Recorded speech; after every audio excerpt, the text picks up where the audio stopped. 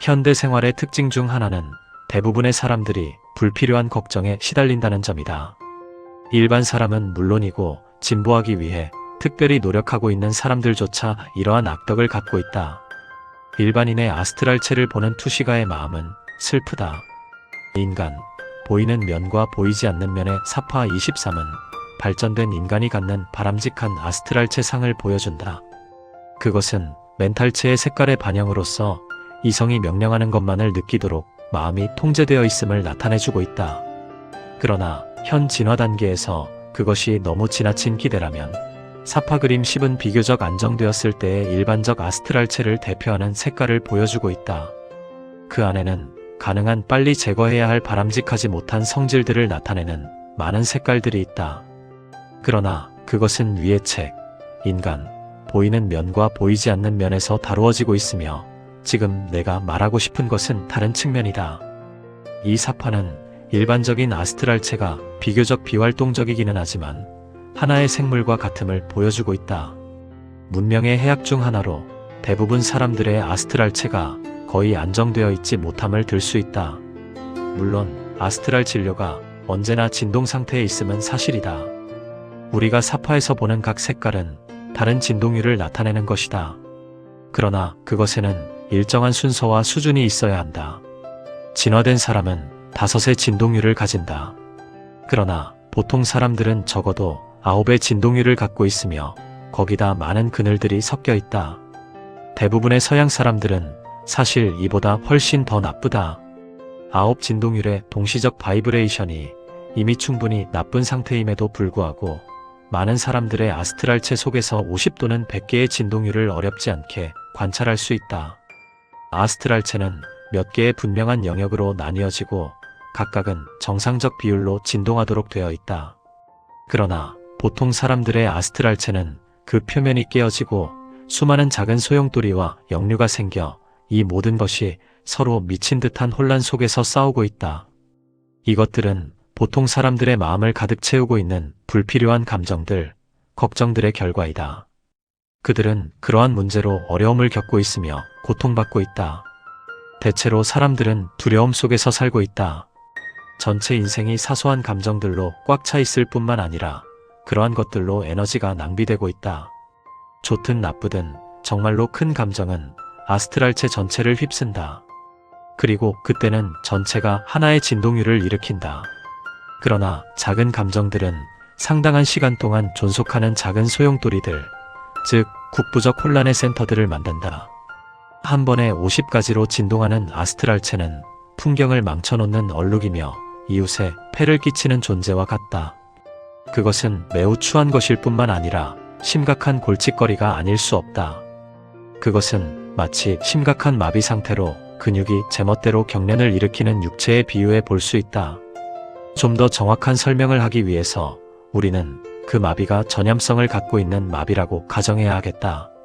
따라서 그러한 마비 증상을 지켜보는 사람들에게도 불가피하게 그것을 재생케 만든다.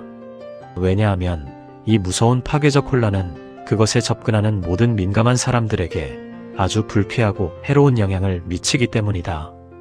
그것은 다른 사람의 아스트랄체를 오염시키고 불안, 염려 등의 고통스러운 느낌을 전염시킨다.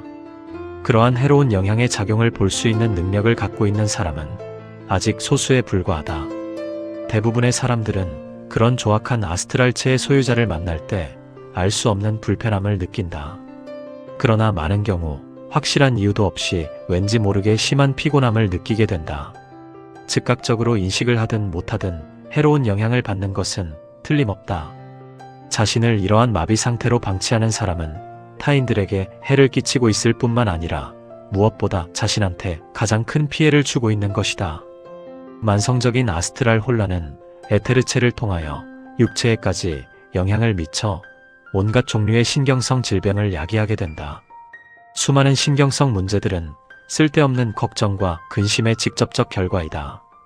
그러므로 만일 환자가 마음을 평화롭게 갖고 그의 모든 매체들을 고요하게 하면 곧바로 사라질 것이다. 우리가 강한 육체를 갖고 있어서 아스트랄체로부터 오는 끊임없는 불안에 잘 저항해 나간다 해도 아스트랄 차원에서 미치는 영향은 여전히 파괴적이다. 아스트랄체 전체에 퍼져 있는 이들 작은 염증 센터들은 육체의 종기에 해당하며 살짝만 건드려도 날카로운 통증을 일으킬 뿐만 아니라 그 약한 지점을 통해 생명의 피가 고갈돼 나가버리고 외부의 작인으로 폐혈증이 유발되기도 한다. 아스트랄체가 이처럼 혼란 상태에 있는 사람은 사실상 자신한테 부딪혀오는 나쁜 영향에 저항할 수 없고 좋은 영향으로부터도 이익을 얻을 수 없게 된다. 그의 에너지는 이 열려진 종기를 통해 누수되며 그와 동시에 온갖 종류의 질병의 원인 요소들이 그곳으로 침입해 들어오게 된다. 그는 전체적으로 그의 아스트랄체를 이용하지도 통제하지도 못한다. 그의 아스트랄체는 깨지고 수많은 분리된 센터들이 만들어져 있다. 그가 아스트랄체를 지배하고 있는 것이 아니라 아스트랄체가 그를 지배하고 있는 것이다. 그의 사소한 걱정 근심은 그것들로 하여금 아스트랄체 위에 그들의 제국을 세우고 마침내 악마의 군단이 되어 그를 지배하고 소나귀에서 빠져나가지 못하도록 만든다. 불행하게도 이것이 보통 사람들의 일반적 상태이다. 그렇다면 어떻게 해야 우리가 거기에 빠지지 않을 수 있을까?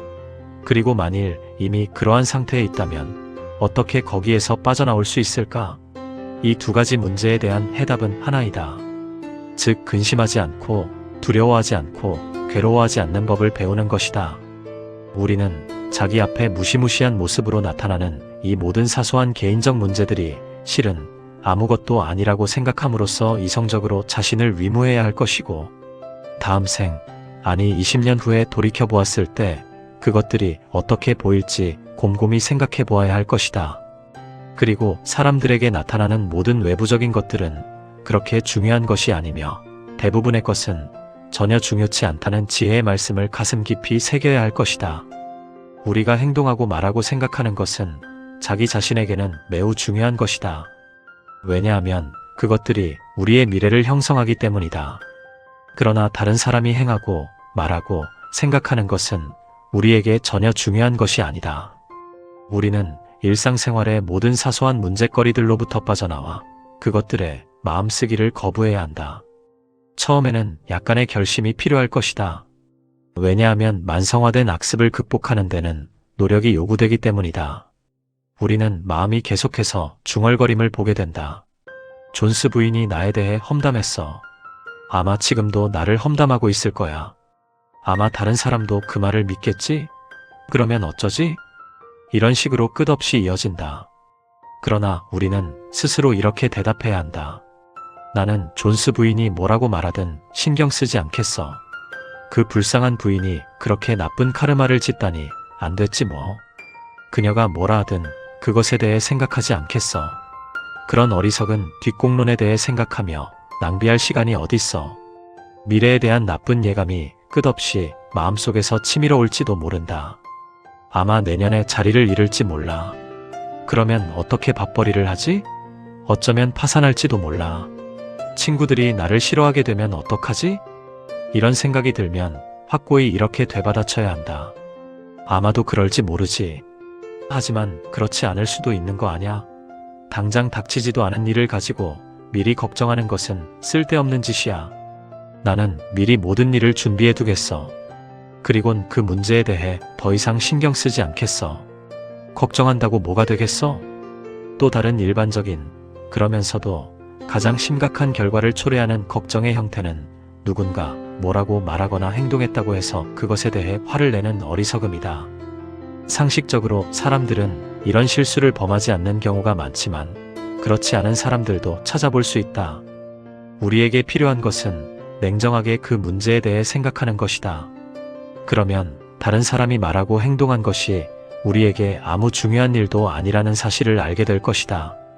만일 어떤 사람이 우리 감정을 상하게 하는 일을 했다 해도 10중에 9은 결코 의도적으로 기분을 상하게 하려는 것이 아님을 알 수 있다. 그렇다면 어째서 우리가 그런 문제로 괴로워해야 하는가? 설령 그 말이 고의적으로 무례하고 악의에 찬 경우라 할지라도 그 때문에 기분 나빠하는 것은 매우 어리석은 짓이다. 만일 그의 말에 악의가 있었다면 그는 매우 불쌍한 사람이다. 왜냐하면 신성한 정의의 법칙 아래 그는 반드시 그 바보짓의 대가로 고통받게 될 것이라는 사실을 우리는 알고 있기 때문이다. 그의 말은 어떤 식으로도 우리에게 영향을 미치지 못한다. 설사 우리가 그것에 대해 생각한다 해도 진정 무엇이 달라지겠는가? 우리를 화나게 하는 말은 우리 자신이 그것을 가지고 스스로 감정을 해치지 않는 한 결코 우리를 해치지 못한다. 다른 사람들의 말이 무엇이기에 우리가 그 때문에 평정을 잃어야 하는가? 만일 그 말에 대해 듣지 않았다면 그래도 그것이 우리에게 영향을 미치겠는가? 그렇지 않다면 우리를 기분 상하게 한 것은 분명 그의 말이 아니라 그것에 대해 우리가 들었다는 사실이다. 따라서 우리가 타인이 한 말에 대해 신경 쓴다면 아스트랄체의 혼란을 일으킨 책임은 다른 사람이 아닌 바로 우리들 자신한테 있는 것이다. 만일 누군가 무슨 말을 했다고 해서 그 때문에 아스트랄체에 혼란이 생긴다면 그것은 단지 우리가 아직까지 아스트랄체를 통제할 능력이 없기 때문인 것이다. 그리고 그 모든 것들을 무시해버리고 묵묵히 자신의 일을 계속해 나아갈 정도의 고요함을 성취하지 못한 것이다. 이것은 지극히 평범한 상식이지만 100에 1명도 제대로 실천하기 어렵다. 사실 오컬트 학도가 되기를 바라는 자는 결코 어떤 상황하에서도 기분 상해하는 개인적 감정을 가져서는 안 된다. 그런 개인적 감정을 갖고 있는 사람은 아직도 자신에 대해 생각하고 있는 것이다. 그러나 우리의 의무는 타인의 이익을 위해 자기를 잇는 것이 아닌가. 당신이 어떤 것에도 괴념치 않겠다고 마음을 굳게 먹으면, 그리고 어떻게 하면 자신이 아닌 타인을 도울 수 있을까 하는 생각만을 하고 있다면 당신을 해할 수 있는 것은 아무것도 없다. 다음과 같은 병적 상태들은 비교적 덜 개인적인 것이고 따라서 그만큼 비난받을 여지도 적은 것들이다. 그러나 진화에 이롭지 못하기는 마찬가지이다. 그것은 다름 아닌 사업이나 가정에 하찮은 문제들로 안절부절하는 버릇이다. 그것은 항상 분별심, 통찰력의 부족 등과 연결되어 있는 문제이다. 가사와 사업이 질서 정연해야 함은 물론이다. 그리고 모든 일이 시간에 맞춰 정확히 행해져야 한다. 그러나 이를 성취하는 길은 높은 이상을 세우고 목표를 향해 꾸준히 나아가는 것이지 끊임없이 쓸데없는 걱정을 하며 모든 사람들을 짜증스럽게 하는 것이 아니다. 이런 기질 때문에 스스로 고통받고 있는 불행한 사람은 단호히 그것에 맞서 싸워나가도록 해야 한다. 왜냐하면 그것을 극복할 때까지 그는 언제나 마찰을 일으키고 평화를 깨뜨리는 원천으로서 세상에서 거의 쓸모없는 사람일 것이기 때문이다. 그의 증상은 개인적인 일로 걱정하는 사람들과는 약간 차이가 있다. 그의 경우 아스트랄체의 종기화동은 비교적 적지만 만성적인 떨림이 있다. 즉 전체 아스트랄체가 동요 상태에 있는 것이다. 이는 다른 사람들에게도 똑같은 불안을 전달하여 그들의 기쁨을 파괴한다. 그는 반드시 자신의 마음과 감정을 지배하기를 배워야 한다. 감정의 혼란은 이성적 존재에게 합당치 않으며 신성의 불꽃인 그가 욕망 엘리멘탈의 지배하에 들어간다는 것은 있을 수 없는 일이다. 나는 이미 이 비참한 아스트랄 혼란 상태가 육체적 건강에 해롭다는 사실을 말했다. 그러나 진리의 길의 노정에서 그것은 단순히 해롭다는 정도를 넘어서 지극히 치명적이다. 구도의 길에서 첫째로 배워야 할 것 중에 하나는 완벽한 자기 통제와 근심하지 않기이다. 처음에는 습관적으로 아스트랄체의 진료가 표면에 있는 와동 속으로 재빨리 쓸려 들어갈 것이다. 그러나 그럴 때마다 우리는 그것들을 확실히 지워버리고 우리의 진화가 바라는 안정된 감정의 리듬을 회복해야 한다. 우리는 자신을 완전히 신성한 사랑으로 충만케 하여 언제나 동료들에게 그 사랑을 방사해야 한다. 그렇게 되면 아스트랄체에 쓸데없는 와동이 생길 여지가 없을 것이다. 그리고 우리가 모든 삶을 로고스에 대한 봉사와 세계의 진화를 돕는 데 헌신한다면 사사로운 문제들을 가지고 걱정하며 보낼 시간이 없을 것이다. 진정으로 진화코자 하고 사역을 하고자 하는 자는 저급한 것을 버리고 고급한 것을 향해 나가야 한다. 그리고 세속적 세계로부터 벗어나 로고스의 세계로 들어가야 하고 불안으로부터 벗어나 평화를 통해 화합을 전달해야만 한다. 우리는 종종 욕망을 죽여야 한다는 소리를 듣는다. 그러나 그것은 점진적인 과정임을 명심해야 한다. 저급하고 거친 욕망은 어느 정도의 발전에 도달하기 전에 완전히 뿌리를 뽑아버려야 한다. 그러나 영어가 의미하는 바의 욕망이라고 할 때 우리들 모두는 아직도 어떤 욕망을 갖고 있으며 앞으로도 오랫동안 그것을 갖고 있을 것이다.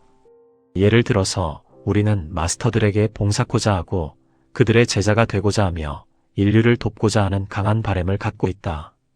이러한 것들 또한 욕망이라 부를 수 있다. 그러나 그것들을 죽일 필요는 없다.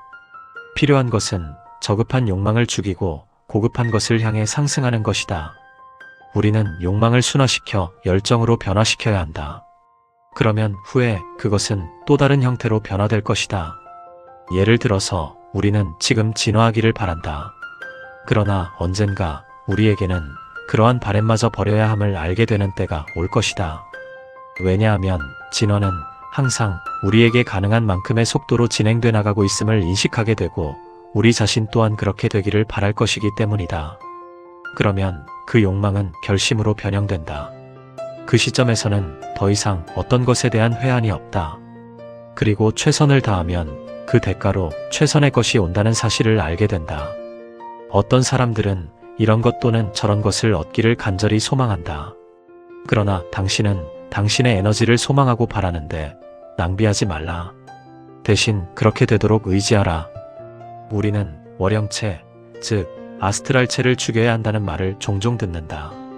그러나 이 말은 아스트랄체를 파괴시키라거나 아무런 감정도 느낌도 없는 사람이 되라는 의미가 아니다. 그렇게 된다면 우리에게는 타인에 대한 자비도 이해심도 없어질 것이다.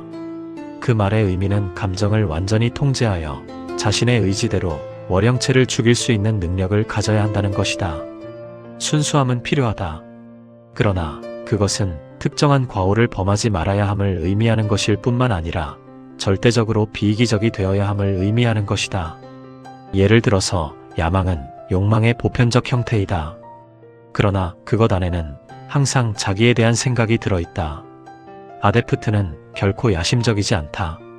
그의 의지는 로고스의 의지와 일치하며 진화를 위해 의지의 힘을 행사한다. 우리는 모두 로고스의 일부분이다. 그리고 우리의 의지는 로고스의 의지의 일부분이다. 우리가 자신만의 분리된 노선으로 욕망을 세우는 것은 오로지 이러한 사실을 깨닫지 못하고 있을 때뿐이다. 부처는 우리 인생의 계율을 짧은 사행의 식으로 훌륭히 요약하였다. 모든 악행을 그치고 만족하기를 배우며 마음을 깨끗이 씻어내라. 이것이 부처들의 종교이니라.